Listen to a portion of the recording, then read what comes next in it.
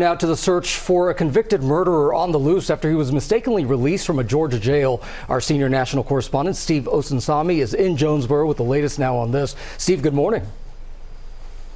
Good morning to you, Gio. The Clayton County Sheriff and the people who run this jail behind me aren't saying much this morning. And part of that is because this is now the third time in the last 3 years that they've set someone free from this jail who should have remained here on serious charges.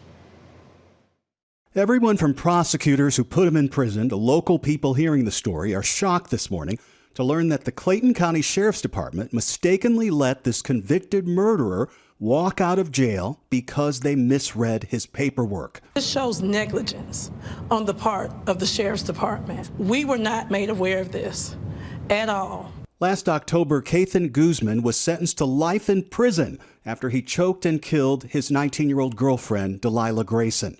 This is scary. How long is he going to be at large?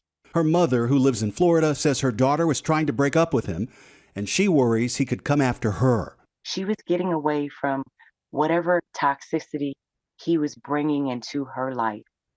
So to me, that's a hero. I literally came out the house this morning, looked both ways 4 times, and then I could proceed to take my kids to school.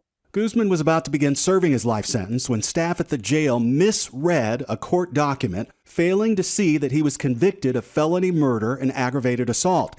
That was 2 weeks ago. Everyone is aware of this now only after state corrections officials were making plans to move him from jail to prison and weren't able to find him in the system.